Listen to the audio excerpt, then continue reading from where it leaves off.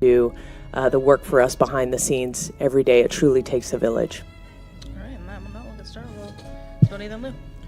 Amber, with the status of labor talks with so many free agents, with an expansion draft, do you have any idea what this offseason might even look like? And if you The WNBA's brightest star disappeared. For an entire season, the player who shattered records, packed arenas, and rewrote basketball history was suddenly gone after just 13 games. Her body gave out, and the Indiana Fever were forced to chase glory without her. But as they came painfully close to a championship, one question echoed across the league. Would Caitlin Clark ever be the same again? Now, GM Amber Cox has finally spoken, and what she revealed about 2026 changes everything. This isn't just a comeback. It's a reckoning. A story of revenge, redemption, and a player who's walked through fire, ready to dominate the league like never before. They tried to break her. Opponents targeted her. Even her own body turned against her. But if there's one thing we know about Caitlin Clark, it's that adversity doesn't stop her. It fuels her. Before we get into what's next, before we talk about the comeback the whole world's waiting for, you have to understand who Caitlin Clark really is. Because her story didn't start in the WNBA. It didn't even start in college. It started in West Des Moines, Iowa, a place where basketball wasn't just a game. It was part of the family DNA. Caitlin Elizabeth Clark was born on January 22nd, 2002, to Brent and Nitsi Clark. Her father, Brent, was a standout athlete at Simpson College, a 4-year basketball and baseball letter winner in the late 80s. Her mother, and came from an athletic dynasty of her own, her father, Bob Nitsi, was a legendary high school football coach at Dowling Catholic, the same school all 3 Clark kids would later attend. In the Clark family, sports weren't a choice, they were a lifestyle.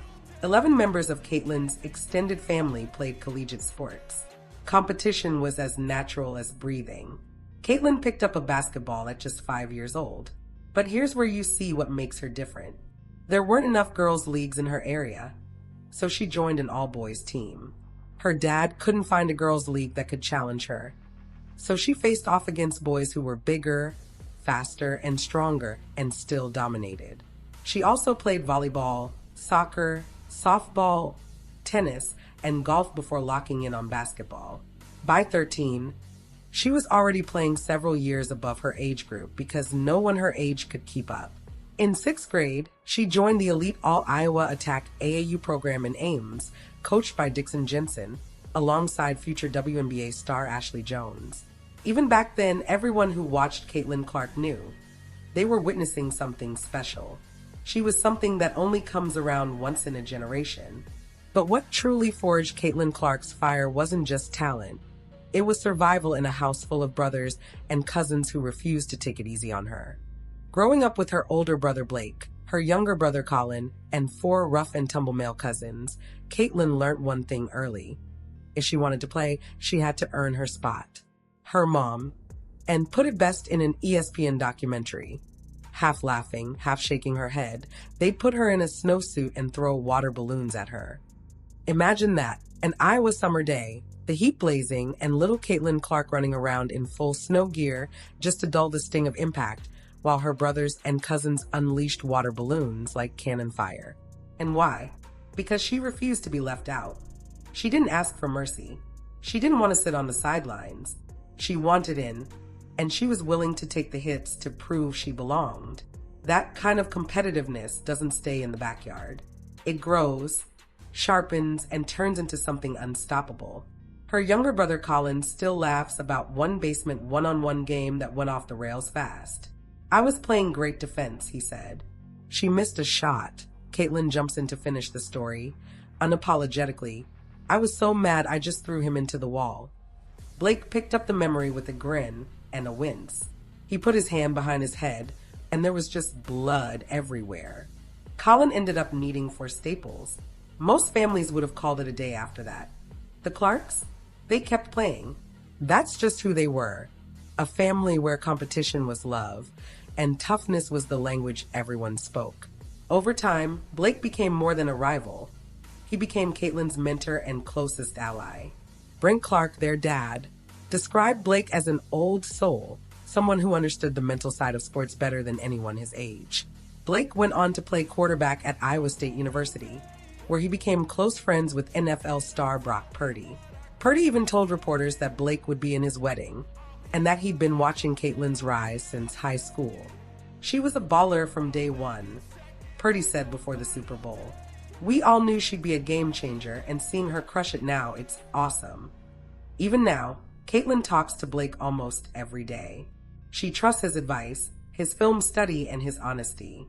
"He knows the game really, really well," she told reporters. "Whenever I have a tough game, I lean on him. He's always honest, and yeah, he'll even pay for Big Ten Plus just to watch me play." Because in the Clark family, love and competition have always been the same thing. And that's exactly where Caitlin's relentless edge was born.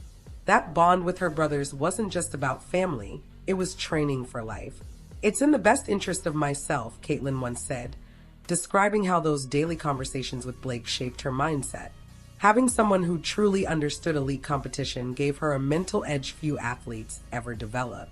Her younger brother, Colin, followed in her footsteps at Dowling Catholic High School, and Caitlin became his biggest cheerleader. She constantly shared his highlights on social media. When he won an award in 2022, she tweeted, "Proud of you, kid."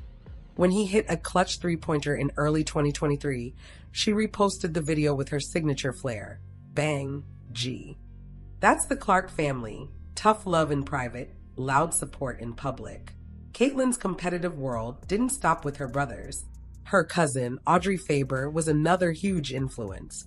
An all-state player at Dowling who went on to star at Creighton University, leading them to multiple tournament runs between 2015 and 2019. ESPN even called Audrey one of Caitlin's main role models back in 2017. The two would regularly talk about strategy, mindset, and what it really meant to lead a team. Everywhere Caitlin looked, there were examples of discipline, drive, and excellence. And at the center of it all was her grandfather, the legendary Dowling coach Bob Nitze. He watched every grandchild play, but his words about Caitlin said it all. "She's wired special," he told reporters in 2023. "Sometimes there are athletes that God just makes different, and coaches himself." Caitlin Clark is one of those. When Caitlin entered Dowling Catholic in 2016, the hype was already unreal. Her AAU dominance had people whispering that Iowa had never seen a player like her, and from day one, she proved them right. As a freshman, she jumped straight into varsity, averaging 15. 3 points, 4, 7 assists, and 3 rebounds per game. She earned all-state honors and led Dowling to a 19-5 record and a state tournament appearance. Most freshmen would have been thrilled. Caitlin wasn't satisfied. Her sophomore season, that's when she exploded. She averaged 27, 1.6, 5 rebounds, and 4 assists, the second highest score in the entire state, and was named first-team All-State and Central Iowa Metro League Player of the Year. But junior year, that's when Iowa basketball changed forever. Caitlin didn't just lead the state in scoring, she dominated it. 32, 6 points per game, 6, 8 rebounds, 3, 6 assists, 2, 3 steals. She was named Iowa Gatorade Player of the Year, first-team All-State, and became a household name across the Midwest. Then came the game, the one people in Iowa still talk about like a legend. The Class 5A quarterfinals against Waukee High School. Triple overtime. Caitlin dropped 42 points, breaking the single-game scoring record for the state tournament. Fans left the gym that night knowing they just witnessed the birth of something bigger than high school basketball. Caitlin Clark wasn't just a prodigy anymore. She was a movement in the making. She carried her team through 3 exhausting overtimes, refusing to let them lose. By the time the final buzzer sounded, Caitlin Clark had practically played 2 games worth of minutes, scoring, rebounding, defending, and willing her teammates to victory. Dowling Catholic won 75-70, and though their season ended in the semifinals with a 17-8 record, Caitlin's legend was officially born. Then came the night that no one in Iowa would ever forget.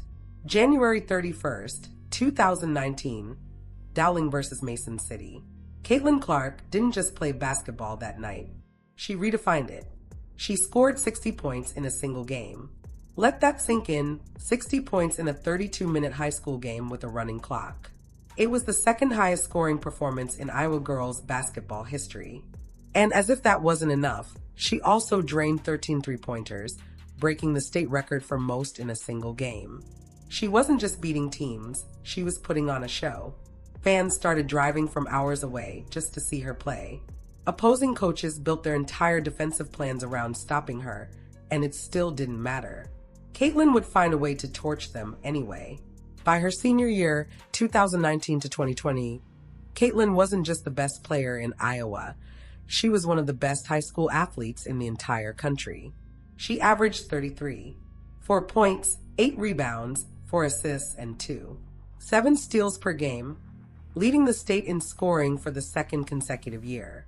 She repeated as Iowa Gatorade Player of the Year, becoming just the second player in state history to win it twice.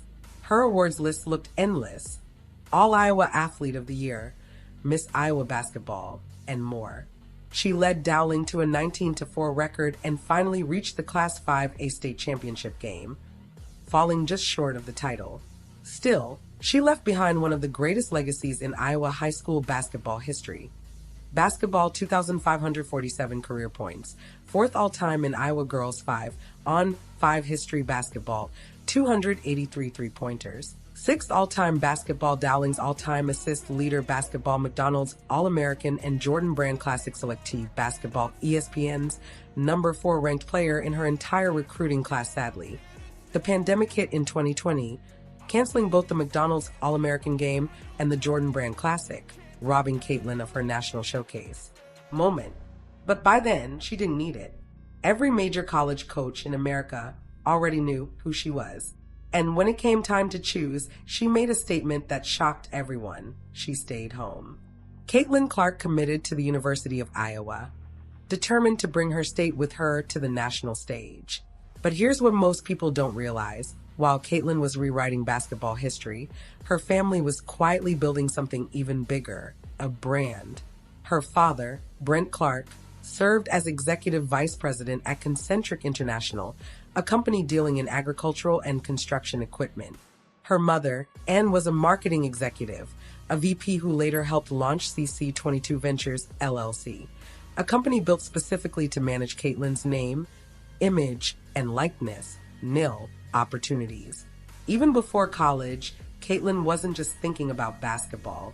She was thinking about business, about legacy, about generational wealth. The Clarks weren't just raising an athlete. They were building an empire. And once Caitlin stepped onto the court for the Iowa Hawkeyes, that empire would explode into something no one, not even the WNBA, was ready for. Caitlin Clark's career at the University of Iowa wasn't just impressive. It was statistically impossible. She didn't break records, she demolished them, leaving behind numbers so absurd they might never be touched again. When her college career ended, she had scored 3,951 points, shattering Kelsey Plum's previous Division I women's record of 3,527 by a jaw-dropping 424 points. To put that in perspective, most players would kill to score 424 points in an entire season. Caitlin beat the record by that much. But she didn't stop there. She went beyond every comparison, every gender line, every era, surpassing Pete Maravich himself to become the all-time leading scorer in NCAA Division I history, men's or women's. Think about that. Pistol Pete played in an era without a three-point line, averaging over 44 points per game from 1967 to 1970. He was a revolutionary in his time. Caitlin Clark faced modern defenses, zones, traps, double teams, even triple teams, schemes designed entirely to stop her. And she still scored more than anyone who's ever played college basketball. The records fell like dominoes. Single season scoring record, 1,234 points her senior year. Most threes in a single NCAA season. She broke Stephen Curry's record. First player ever to record over 1,000 points and 300 assists in one season. Led the nation in scoring 3 times and assists 3 times, a feat only one other player in history had ever done. 90 straight games scoring in double figures, an NCAA record for both men and women. 56 career 30-plus point games, the most by any college player, male or female, in the last 25 years. And then there was that night against Michigan, 49 points, 13 assists, and responsible for 79 total points. The most offensive production by any Division I player, man or woman, in at least 25 years. One player, one game, total domination. But here's the thing. As unreal as her scoring was, Caitlin Clark's passing was what truly changed the game. She wasn't just a scorer. She was a playmaker in the purest, most electric sense. Her vision, her timing, her ability to slice through defenses with no-look dimes and cross-court lasers, it forced people to rethink what the point guard position could be. She finished her career with 1,144 assists, destroying the previous Big Ten record by a margin that looked like a typo. She became the first player in NCAA tournament history, men's or women's, to record a 30-point triple-double, and then did it again with a 40-point triple-double. Her impact was total. Defenses didn't know whether to guard her shot or her pass, and that confusion was her superpower. Even as a freshman, she was different. She averaged 26, 6 points and 7. 1 assist per game, led the entire nation in scoring, and walked away with Big Ten Freshman of the Year, First Team All, Big Ten, and Big Ten All-Freshman Team honors. She was named Big Ten Freshman of the Week, a record 13 times. And this was just the beginning.